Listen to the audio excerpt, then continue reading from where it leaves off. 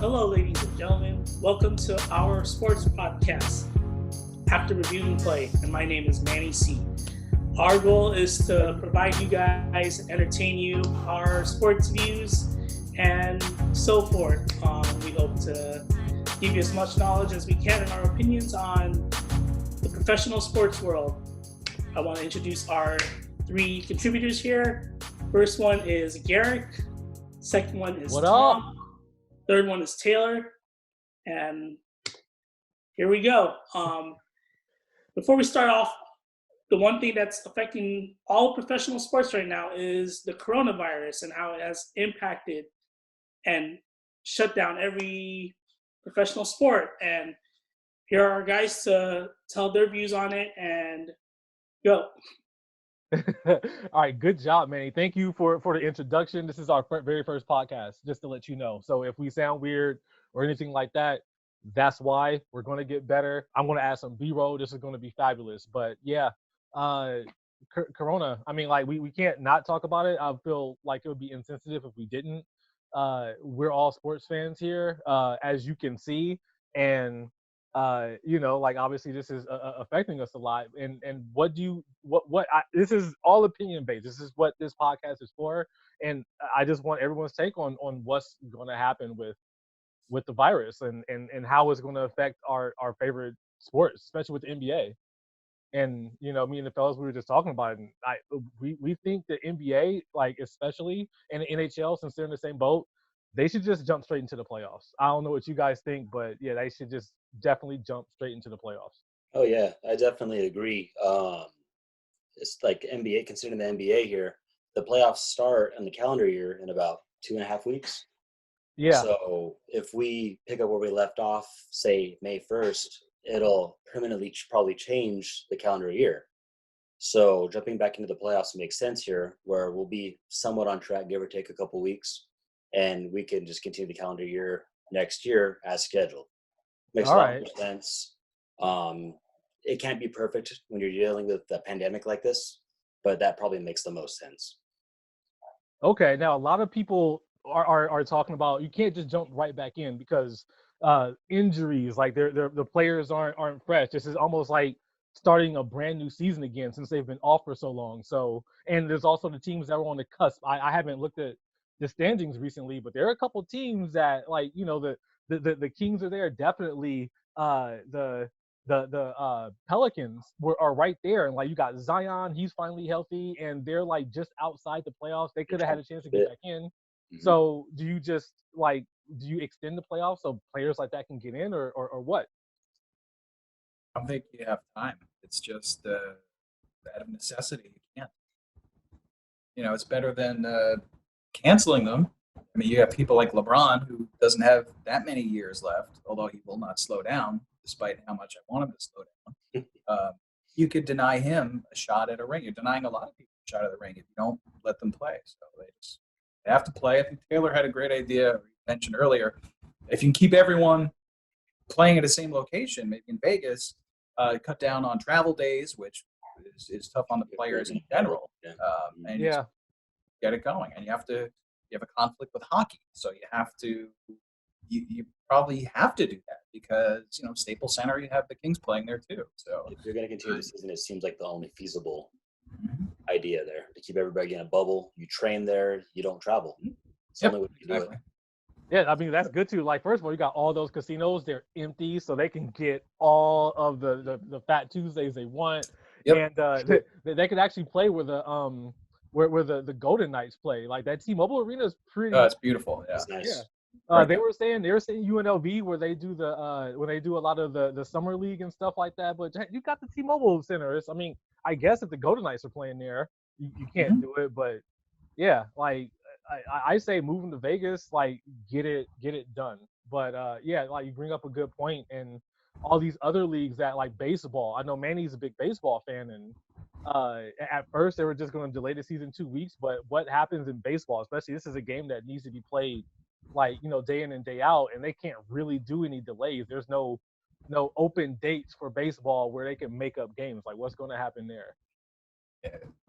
I think one thing to take into factor too is that a lot of these major cities are implementing the stay at home. So Yeah. every city has been different. Like here in LA, like our mayor is keeping us staying at home until the end of April.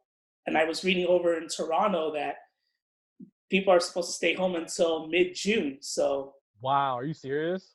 yeah, Well, I think it's clear that New York is the hardest hit. So Yeah, for sure. how are you going to tell players like, oh yeah, you have a game in New York? Yeah, exactly. Like you can't. That's my rest day. Like, it's Yeah. gonna be a while to get back to normal. Yeah, and that's the crazy thing. And the one thing, and this is going to be a segue into our second topic, if Manny will introduce us, is like the one thing that's kept us afloat is free agency. So yeah, Manny, talk about open up the free agency, and what we'll be talking about in our second topic. well, guys, here we are. Our second topic was obviously the NFL.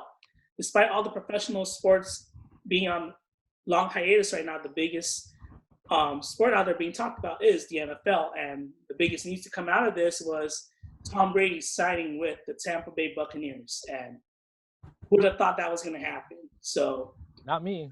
Nobody. I mean, he's not going to be one of the winners we're going to talk about, but Tom Brady, not the Bucks, but Tom Brady is one of the biggest winners. He's like the honorable mention big winner. Without a doubt. Funny you said that, because allegedly he is the one who pursued the Bucks. The Bucks weren't pursuing him. He wanted that situation. Yeah, why not? I mean, like people retire in Florida, right? Might as well go to Florida, and Might as well retire with a couple 1,000-yard receivers and a stud tight end. it's the best way to retire. It's like, oh, let me trade in my jalopy in the cold weather and get my Lamborghini and go to South Beach. It is I mean, Look how close the Bucks were last year. They were this close to the playoffs Yeah. with James Winston, trying to lose the games for them. Tried very hard to lose those. It is hard to win with throwing 30 picks. So. I mean, That is a good team. Their defense is solid. I don't see any problems on their offensive. Certainly, the defensive line is fantastic. yeah. So, and he's got those receivers. Jesus. Yeah, he is definitely the honorable mention. Tom, why don't you get started in who is your biggest winner of the NFL offseason? Well, Blake Martinez. This is huge. Like I want to know the inside information. You were teasing it. I don't know if he's a winner or a loser, or who's the winner and loser in this. But if you look at I was excited at first. But then you look at his tape, and it is disgraceful how bad he is. You look at it; it's so bad. He looks so lost out there. Oh, His contract is huge. It's $8 million a year for 3 years. That's And I mean, we signed David Mayo for I think a third of that, and I like David Mayo. And we have some young guys, and we're probably going to draft linebackers. So why do that? But allegedly, you hear Blake Martinez say, and I couldn't believe what I was hearing. He says that in Green Bay, he never had any assignments. He never had any assignments. He had no gap assignment, nothing. He was told, now quote him here, to play cleanup. So basically, it doesn't make any sense. The Green Bay went to the playoffs. Green Bay is a good team, and their defense came through. So I cannot imagine them telling a starting linebacker, to just go out there and see what happens and clean up the plays. But if you look at the tape, that's what it looks like. So either he's lying or someone's lying. Someone is really screwing up. But I've never heard of that. Being given no assignments and told just to play cleanup. But that's exactly what it looked like. So that's up in the air. That whole signing and him as a player, we'll see in the first couple of weeks we get there. All right, that's interesting. Like It'll be interesting. Yeah, I don't know, win or loser, but it's definitely interesting. Yeah, like it's one of those things where if you're sitting there and you're playing like literally like here, just go out there and like tackle people. Like, I'm looking at the tape, and that is what it looks like. It's insane. And he had a lot of tackles. That's why I was excited at first. I'm like, oh my God, this guy has so many tackles. And he's playing cleanup. Yeah, he's tackling the guy after he just gave up the first down, or after he just gave up 15 yards. So, I mean, the stat is there as a tackle, but he looks like a hot mess out there. I mean, how is it possible that he's not being given assignments? Yeah, especially being like basically the middle linebacker that is supposed to be the coverage linebacker. And like I don't know if he's just saying it to save face for himself or That's what it could be, but we're gonna find out. So I'm yeah, that's insane. All right, Taylor, what you got? One of my big winners was Emmanuel Sanders going to the Saints. So the winner right there is Drew Brees, because Drew Brees has been tearing the league up for feels like 30, 40 years now. And Michael Thomas, of course, putting up huge numbers every year, year in and year out. And now you got another bona fide threat on the other side of the field.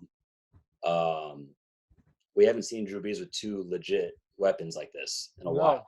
Not in a And long Drew time. Brees Not since makes the scrubs Jordan look. days. He makes scrubs go for about 6-7 touchdowns a year. So Yeah, when you let have a me. legit long speed threat like Emmanuel Sanders there, that's been doing it for probably close to a decade by now, Yeah, this will be its 11th uh, season. it definitely makes the Saints a lot scarier on an already explosive offense. So if Kamara comes back, that's going to open up. You got to guard both sides of the field now. So can't bring a safety down anymore. Yeah, it's not the Michael Thomas show anymore, and it's basically been Michael Thomas. Everybody else goes straight. There was the Twitter video of Sean Payton reading off plays and stuff, which is basically he was calling like a go route, like 5-man protection. Everyone goes straight.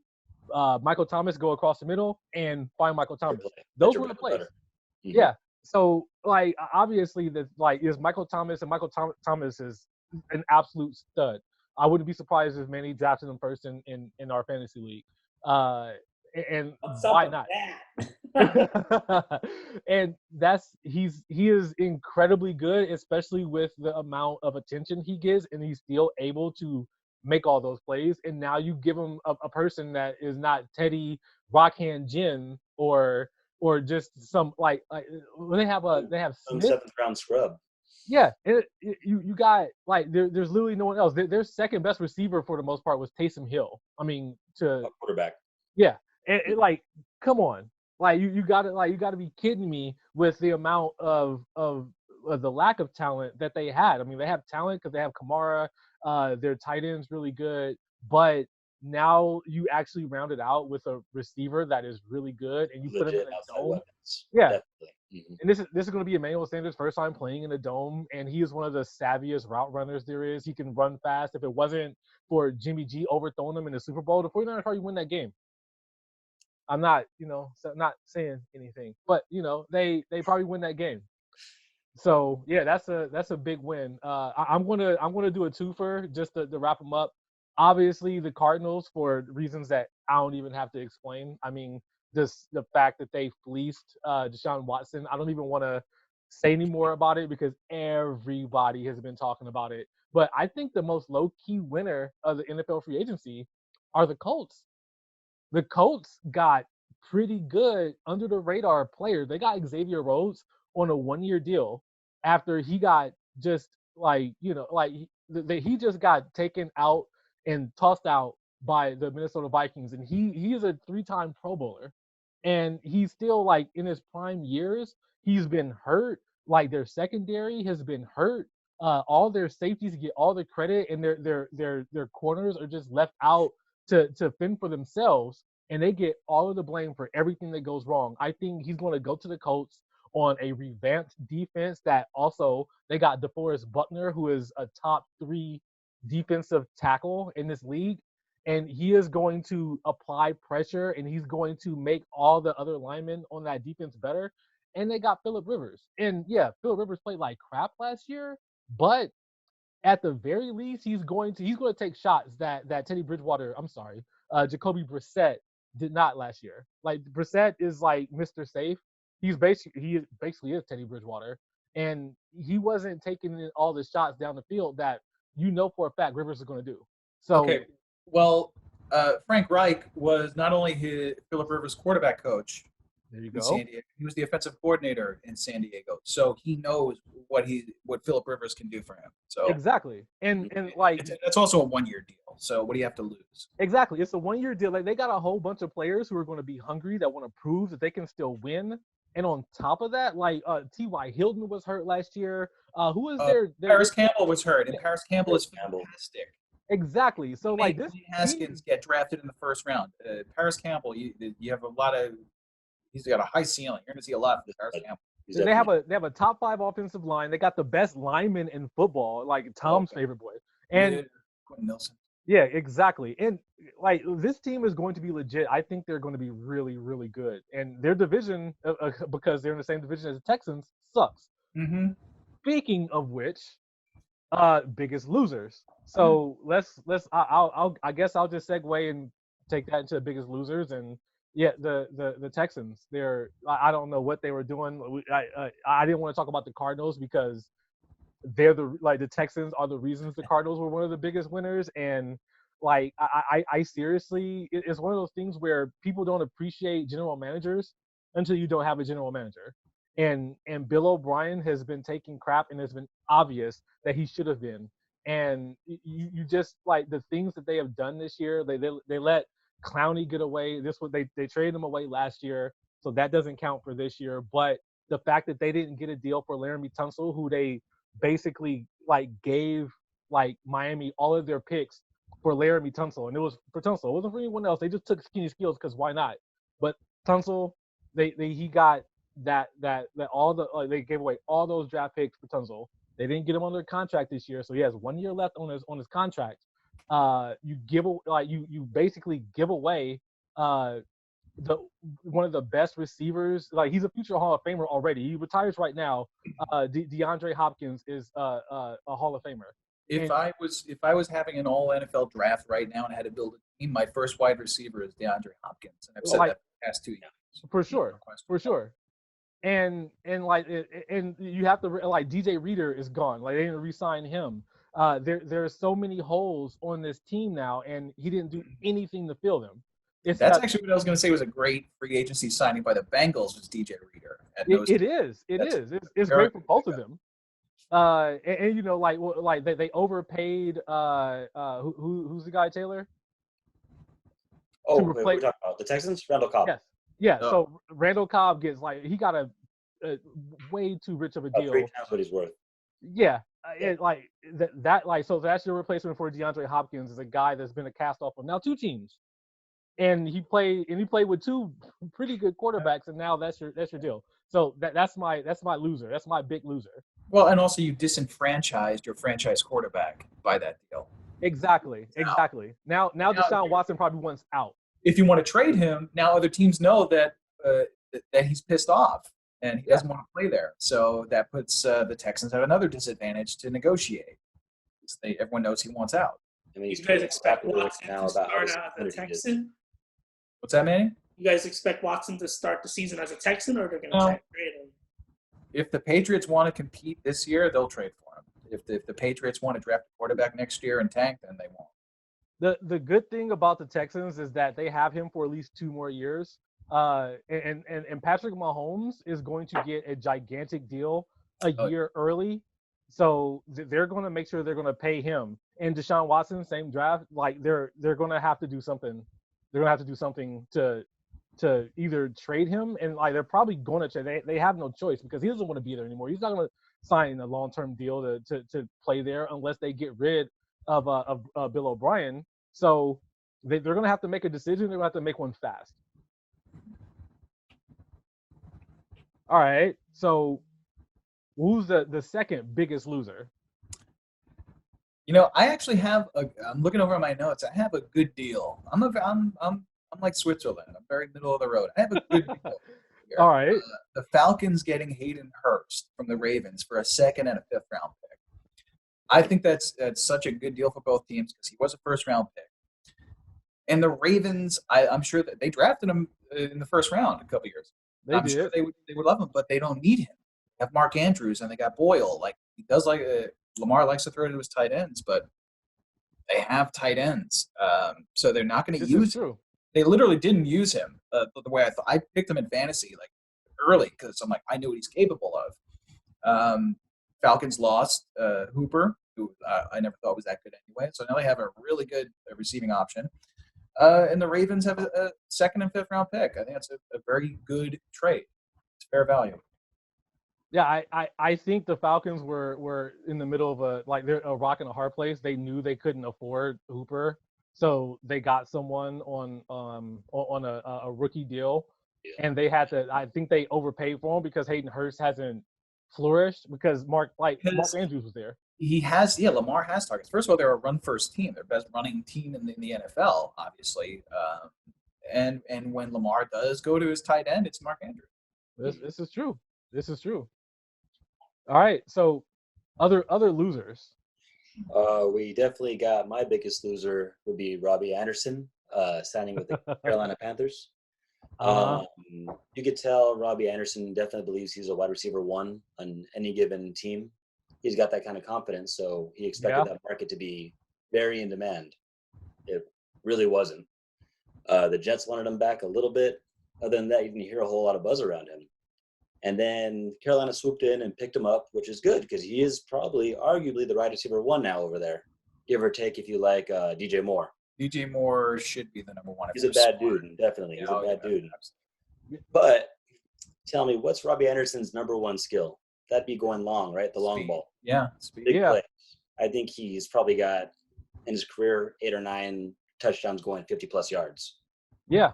Well, Cam Newton, who did throw the long ball back in the day when he had 2 good arms, he's not there anymore.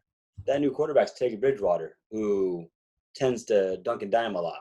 Doesn't throw the long ball a whole lot. Absolutely. Teddy Bridgewater is the new version of Sam Bradford. Like, it's just seriously 2 3-yard passes and go down the field. I mean, like, and that's the thing too. Like Teddy Bridgewater, Tom Brady. I like, other than one's black and one's white, I can't tell the difference. So I just think Robbie Anderson, it's gonna hurt, especially because it's, I think, a 2-year deal. So he's gonna be able to be hit free agency again, and those numbers won't pop. No, absolutely not. You're on a team that I think most people are picking up to tank. So why do you want to go on a team that's going to tank? Exactly. And I want to bring up another receiver that thought he was hot stuff because he had like a couple of good years on teams that were performing well, and he was able to perform well for those teams. And then all of a sudden, like, just vanished into the ether, and that's Mike Wallace. Oh, he's still playing? No, he's not. Like, and that's the thing. Like he's older now, but like, he was hot stuff when he was in Pittsburgh. Oh, absolutely. Like, he was unstoppable. Like, he was Antonio before Antonio was there, and they were like, okay, bye, leave. Yeah. You can go now. And he went to Miami, got that huge deal, and disappeared. Original divas at wide receiver. I mean, he was, with Pittsburgh, he was fantastic, and then he went to Miami and just kind of dropped off the cliff. And what does he do? He runs real fast, straight in the line, and got open. And Ben, who still has a big arm, he threw in the ball and got it to him. And that's a problem with college, is a lot of these players are like, oh my God, that receiver, look at his numbers. Most colleges have a very simple offense and 3 routes maybe if you're a wide receiver. And most of them, just go straight. Yeah. So it makes that drafting a wide receiver difficult. You have to look at what they were asked to do in college other than run straight. Yeah, and I will say, and this is maybe something that's good for Robbie Anderson, is Matt Rule is now the coach for the Carolina Panthers, and he was known to have very simple routes to say, go straight, and the quarterback will just throw it up to you. Shit, he's going to draft Denzel Mims. Damn it. He might. And I like, trust me, I think the 49ers got that 13th pick so they could draft a receiver like Denzel Mims, because he looks like Julio Jones to me. Like, he has that opportunity. Because I'm like a kid on Christmas. I just can't wait to open my present. I got one more loser that we didn't break. Oh, yeah. Let's do one more loser. Melvin Gordon, guys. I mean, come on. I don't know, dude. I don't know. I think he's in a great situation. That offense is ready to pop. And he's got Lindsay. The numbers that really pop out to me is Melvin Gordon had, I think it was 18 attempts, rushing attempts on the 5-yard line or better, and scored 6 times out of that.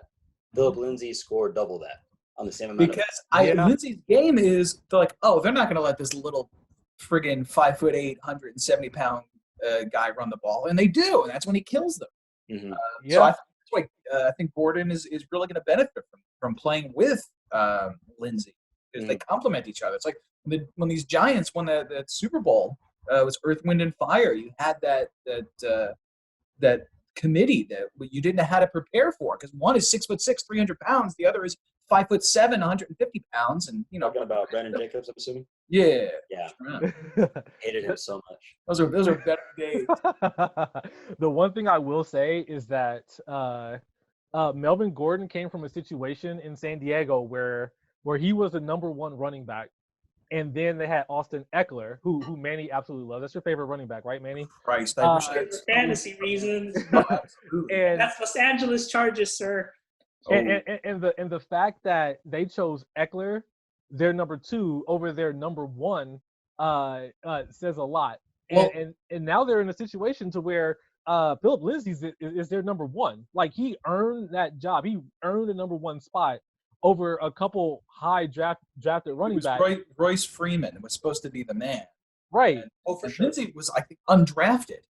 He was. But it was that same situation where they did not expect it was a throwing down, so they didn't expect them to hand off to this tiny running back. He looks like a child. I'm like, oh my God, save that child! Let's get security out there. Yeah, his afro, like It's probably like, on a you good watch day, Muggsy Bogues, like Muggsy Bogues on an NBA court. Oh my God, there's a child ran onto the court to protect him, and he just runs. Yeah, and like, so you got and I absolutely love Philip Lindsay. Lindsay is the man, and he is their running back number 1, and Gordon is going to be in there. He's supposed to be their bruiser, and he doesn't run like a bruiser even in his best years. Like, he runs like a guy who's your number 1 every down back who should carry the ball 20 times a game at least. Right, and do that, but you throw Lindsay into that mix with those friggin' wide receivers that they have. I think they have good wide receivers now. They're going to get better. They're going to draft, as we'll see momentarily.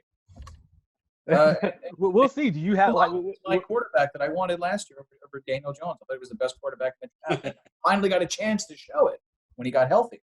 That's true. They're in a good place.